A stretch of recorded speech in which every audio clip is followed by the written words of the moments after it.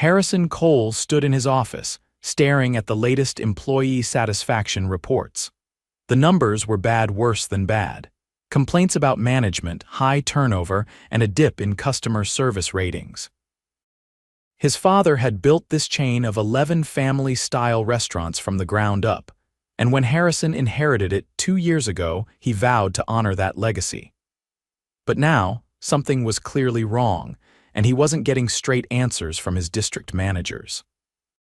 He had always been a behind-the-scenes owner, letting managers handle the day-to-day operations. The restaurants were spread across multiple cities, and most of the employees had never met him in person. He wasn't the kind of CEO who put his face on newsletters or company-wide emails. That worked fine until now. Frustrated, he made a decision. He needed to see what was really happening in his restaurants, not through reports or second-hand accounts, but with his own eyes. 2 days later, Harrison walked into one of his locations wearing an old hoodie, jeans, and a pair of worn-out sneakers. His normally sharp haircut was hidden under a baseball cap, and he'd grown out some stubble. He had applied as a part-time janitor under a fake name, Harry Collins. It was the perfect cover. No one paid much attention to the janitor. The restaurant was busy when he arrived for his first shift. Customers chatted over plates of burgers and fries, waiters rushed between tables, and the kitchen clattered with activity. He spotted the general manager, a tall, broad-shouldered man named Greg, barking orders at a young server who looked close to tears. Harrison clenched his jaw but forced himself to stay quiet. He was here to observe. An older janitor, Lewis, greeted him with a tired smile. "You must be the new guy." "I'll show you the ropes." Lewis had been with the company for over 15 years. Harrison had read his file. He was one of the longest-serving employees in the entire chain. "Thanks," Harrison said, picking up a mop bucket. For the next few hours, he followed Lewis around, wiping down tables, cleaning the restrooms, and taking out the trash. It was tough, thankless work, but Lewis did it without complaint. Then, just as Harrison was finishing up in the break room, he heard Greg's voice echo down the hall. "Lewis, I don't know why you're still working here," Greg sneered. "You're slow, you're old, and honestly, this place would be better off without you." Harrison stopped in his tracks. Lewis kept his head down, gripping the mop handle tightly. "I do my job, sir." "Barely," Greg scoffed. "You're pathetic. I've been telling corporate we need to replace you, but they won't listen. Probably some stupid policy about keeping dead weight. Just don't slow down the new guy." Harrison's blood boiled. The sheer disrespect in Greg's voice made his hands tighten into fists. But he forced himself to stay calm. He wasn't blowing his cover yet. Lewis didn't respond. He just nodded and went back to scrubbing the floor. Harrison knew he needed to see more. He had to know if this was just a one-time thing or if Greg treated all his employees this way, so he kept working. And kept watching. By the end of the shift, he had seen enough. Servers were afraid to speak up, kitchen staff flinched when Greg passed by, and even the assistant manager seemed to avoid him. Harrison took a deep breath. Greg had no idea who he was talking down to. But he was about to find out. Harrison finished his shift without drawing attention to himself. He kept his head down, listened, and absorbed everything happening around him. By the time he clocked out, he had a clearer picture of the toxic environment Greg had created. Employees operated under a constant cloud of fear, speaking in hushed tones whenever Greg was nearby. Even customers seemed to sense something was off. A few had been outright ignored by the waitstaff, too overwhelmed to keep up with the relentless pace. Harrison stepped outside into the cool evening air and watched as Lewis slowly walked toward the bus stop, shoulders slightly hunched, as if carrying a weight that had nothing to do with his mop. Harrison felt a deep respect for the man 15 years in this company, never complaining, never asking for special treatment, just doing his job. And yet, he was being treated like a disposable burden. The next morning, Harrison returned for his second shift, ready to dig deeper. This time, he focused on the kitchen. The moment he stepped through the swinging doors, a wave of heat and tension hit him. The cooks moved quickly, sweat beading on their foreheads as they scrambled to keep up with orders. A young line cook, probably in his early 20s, was plating a burger when Greg stormed in. "That's sloppy," Greg snapped, snatching up the plate and holding it up for everyone to see. "Does that look like something we serve here? Do you have any pride in your work at all?" The cook's face flushed as he quickly adjusted the presentation. Greg tossed the plate onto the counter. "Do it again. And if you screw it up, don't bother coming back tomorrow." Harrison saw the way the other kitchen staff avoided eye contact, pretending they hadn't heard. Fear kept them silent. Greg turned and spotted Harrison by the sink scrubbing trays. "You," he barked. "You're not here to stand around. If you don't look busy, you're gone." Harrison met his gaze but said nothing. He grabbed another tray and continued scrubbing. As the shift went on, Harrison noticed more cracks in the operation. Food was being sent out cold because the waitstaff was overwhelmed. A server had asked Greg for a second set of hands for the dinner rush, only to be told, "Figure it out or find another job." Then, just before closing, Harrison saw something that made his decision final. Lewis was in the stockroom, lifting a heavy crate of cleaning supplies when Greg walked in. "You still here?" Greg scoffed. "Unbelievable." Lewis hesitated but didn't respond. Greg shook his head. "You don't even move fast enough to be useful. If it were up to me, you'd be out of here already." Lewis's grip tightened on the crate, but he kept his head down. Greg leaned in slightly, voice dropping. "You know why I haven't fired you? Because corporate won't let me. But trust me, old man, I'll make sure you quit soon enough." That was it. Harrison had seen enough. The next morning, Harrison arrived at the restaurant, but not as Harry Collins. He walked in through the front doors in a crisp button-up shirt, well-fitted slacks, and polished shoes. The stubble was gone, the baseball cap replaced with his usual composed demeanor. Greg was at the counter, berating a server about a misplaced order when he noticed Harrison. "Can I help you?" Greg asked, already sounding irritated. Harrison looked around the restaurant, taking in the staff's exhausted faces, the nervous glances. Then he turned his full attention to Greg. "Yes, you can," Harrison said. "You can step into the office with me now." Greg frowned. "And you are?" Harrison let the silence hang for a moment before speaking. "I'm Harrison Cole, owner of this company." The color drained from Greg's face. The restaurant fell into an immediate hush. Servers, cooks, even customers who had overheard the exchange turned to watch. Greg forced a laugh. "You," he shook his head. "You're joking." Harrison didn't blink. "Office, now." Greg hesitated, but there was no escaping this. He turned and walked stiffly toward the back, Harrison right behind him. The moment the door shut, Greg attempted to regain control. "Mr. Cole, I had no idea you were coming. If I had known," Harrison cut him off. "That's exactly the problem. You don't know when the owner is watching, yet this is how you behave. What does that tell me?" Greg swallowed hard. "I've been working here undercover for the past 2 days," Harrison continued. "I saw everything. The way you treat your staff, the way you talk to Lewis, the way you threaten people's jobs like it's a game." Greg straightened. "With all due respect, sir, I run a tight ship. This is a tough business and sometimes you have to be firm. If employees can't handle it, maybe they're not cut out for the job." Harrison's expression didn't change. "Firm is one thing. Humiliating people is another. Running a business means leading, not tearing people down. And from what I've seen, you have no idea how to lead." Greg scoffed. "I get results." Harrison leaned forward slightly. "At what cost?" Greg had no answer. "There's no place for this kind of leadership in my company," Harrison said. "You're done here." Greg's mouth opened, then closed. He glanced toward the door as if considering an argument, but there was nothing he could say.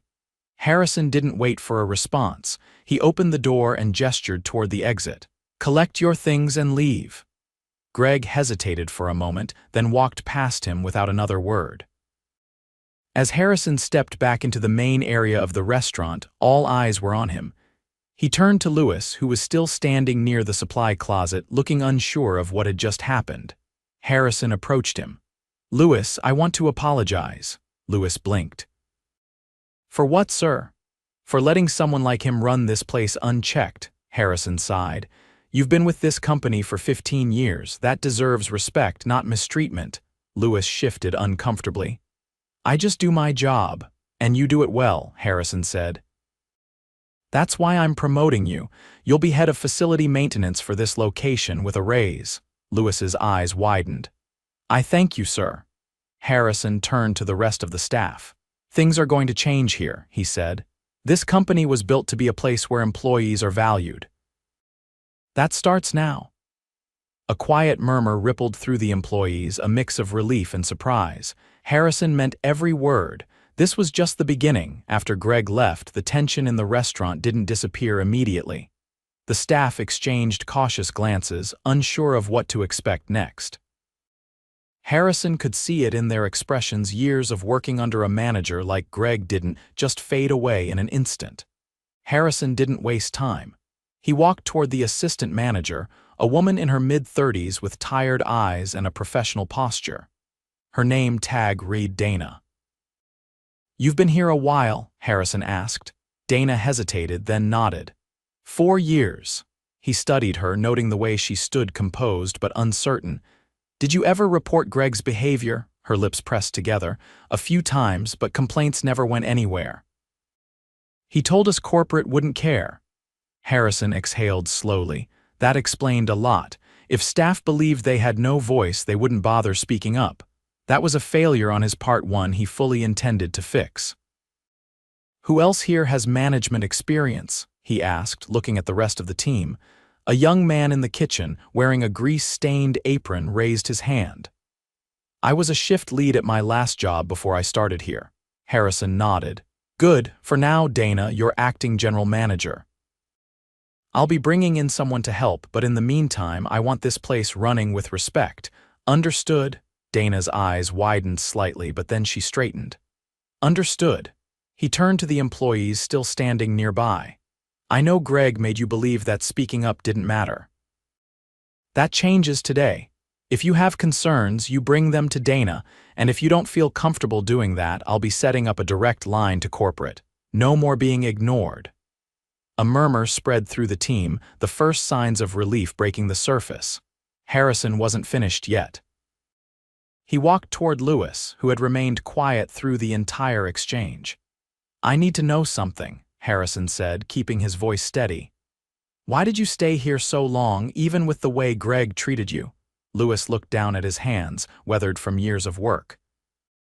Because this job puts food on my table, because I've been here almost as long as this building has, because I believed at some point things might get better. Harrison felt the weight of those words. They will, he said. Starting now. Lewis gave a small nod as if he wanted to believe it but wasn't ready to just yet. Harrison turned back to Dana. I'll be reviewing payroll. If Greg was cutting corners there, I want to know. If anyone's been denied raises or overtime pay, bring me the records. Dana's expression shifted, surprise flashing across her face. You think he was skimming from payroll? I don't assume, Harrison said. I verify. Dana hesitated, then nodded. I'll pull everything. Harrison knew he wasn't done. Firing Greg was just the start. There were likely deeper issues in the company's structure that allowed someone like him to operate unchecked, but one thing was clear. This restaurant and the people in it deserved better. And he intended to make sure they got it. Harrison spent the next several hours in the back office, reviewing payroll records while Dana and the team kept the restaurant running. The deeper he dug, the more troubling patterns he found. Overtime hours mysteriously missing, promised raises that had never been processed, and unexplained deductions from some employees' paychecks. It was clear Greg had been manipulating the system to his advantage, either skimming money or cutting costs by withholding wages. Dana knocked lightly on the doorframe before stepping in. She had a stack of papers in her hands and a weary but determined look on her face. She placed the files on the desk, flipping open one in particular. I went through the last year's payroll records, she said. Greg denied multiple raise requests, even though corporate had approved them. And look at this, he adjusted clock-in times for some employees, shaving minutes off shifts. Harrison scanned the documents, his jaw tightening. It was worse than he had expected. "How long has this been happening?" Dana crossed her arms. "At least a year, probably longer. I don't know how he got away with it, but no one ever questioned him. He always said he had corporates backing, and people were afraid to push back." Harrison knew exactly how Greg had maintained control. Fear and manipulation. Employees who relied on their paychecks wouldn't risk speaking out if they believed no one would listen. That was why the culture had to change from the top down. He closed the files and stood. "Everyone who's missing wages is getting what they're owed. Today." Dana nodded. "I'll start processing the corrections." Harrison left the office and stepped back into the main dining area. The restaurant was running smoother than before, but there was still a hesitancy in the air. Employees weren't sure if the changes would last, if things would truly be different. He needed to prove they would. He called for everyone's attention, gathering the staff near the break area. They stood in a loose circle, waiting, unsure of what to expect. He looked around, making sure to meet their eyes. "I've gone through the payroll records. Some of you were denied raises, some had hours cut without your knowledge. That stops now. If you're missing any pay, you'll be receiving it immediately." A few people exchanged surprised glances. It was as if they wanted to believe it but weren't ready to trust just yet. Lewis stood slightly off to the side, his expression unreadable. Harrison turned to him. "You've given this company 15 years and you've been treated like you don't matter. That's unacceptable. From now on, you'll be leading facility maintenance here and you'll have the authority to hire additional help when needed." Lewis hesitated, as if waiting for a catch. "You're serious?" Harrison nodded. "Completely?" For the first time, something in Lewis's posture relaxed. He gave a small nod of understanding. A younger employee, the same line cook Greg had berated the day before, finally spoke up. "What about management? Are we getting someone new?" Harrison glanced at Dana. "For now, Dana is in charge, but I'll be bringing in additional leadership to support her." The cook nodded, seeming satisfied with the answer. A server shifted uncomfortably before speaking. "Greg always said corporate didn't care about us, that if we had problems, we were on our own." Harrison's expression hardened. "That's the exact opposite of how this company should be run. There will be a direct line for employee concerns, and I will personally make sure complaints are handled." A murmur of agreement went through the group. For the first time, there was a shift, a sense that maybe, just maybe, things would be different moving forward. Harrison stepped back, giving them space to absorb the changes. He wasn't expecting instant trust, but he was laying the foundation for something better. He pulled Dana aside. "I want weekly reports on operations, no more surprises. If anything like this happens again, I want to know immediately." Dana gave a firm nod. "I'll make sure of it." As the restaurant settled back into its rhythm, Harrison stepped outside for a moment, letting the cool air clear his thoughts. He had come undercover to see the truth, and what he had found was worse than he had imagined. But now, he had the opportunity to fix it, not just here but across the entire company. This wasn't just about one bad manager. It was about rebuilding a culture where employees felt valued and respected. And he wasn't going to stop until that was a reality. Harrison stayed late after the restaurant closed, sitting at the manager's desk surrounded by paperwork. The financial discrepancies he had uncovered were serious, but they were only part of the bigger issue. The culture inside this restaurant had been shaped by fear and neglect, and fixing that wouldn't happen overnight. Dana knocked lightly on the open door before stepping inside. She had a cautious but resolute look about her, as if she was still adjusting to the shift in power. "I went through the scheduling system," she said. "Greg manipulated shifts to keep labor costs down. He would cut people early but still expect them to finish their work off the clock. That's why a lot of the kitchen staff stopped staying late to clean properly. They weren't getting paid for it." Harrison exhaled slowly. "So he was forcing unpaid work while claiming he was improving efficiency." She nodded. "Exactly. He made people think they had no choice. If they pushed back, he'd threaten their jobs." Harrison leaned back slightly, his mind already turning over solutions. We need a full audit of every location. If he was doing this here, there's a chance others are pulling the same thing. Dana hesitated before speaking again. I can reach out to the other managers, but some of them were close to Greg. They might not be honest about what's happening in their stores. Harrison considered her words. He had relied too much on second-hand reports before, and that had allowed problems like this to fester. That wasn't an option anymore. I'll visit every location myself, he said. Unannounced. Dana raised an eyebrow, clearly surprised. You're going undercover again? He didn't answer right away. He wasn't sure if he needed to disguise himself this time. Word of what had happened here would spread soon enough, but he knew one thing for certain. He would no longer be an absent owner. For now, I just want to see things firsthand, he said. If I find more of this, then yes, I'll do whatever it takes to expose it. Dana seemed satisfied with that. I'll start compiling records from the other locations. If anything looks off, I'll flag it. Harrison appreciated her initiative. She had spent years under Greg's control, but now that she had the chance to lead, she wasn't hesitating. As she turned to leave, she paused. The staff is still wary, she admitted. They're glad Greg is gone, but they've been burned before. It'll take time for them to believe things are really changing. Harrison met her gaze. Then we'll prove it to them. The next morning, Harrison arrived before the first shift started. The restaurant was quiet, the only sounds coming from the kitchen where the prep team was getting ready for the day. He walked through the dining area, observing everything with fresh eyes. It wasn't just about fixing the immediate issues. He needed to understand how to make real, lasting improvements.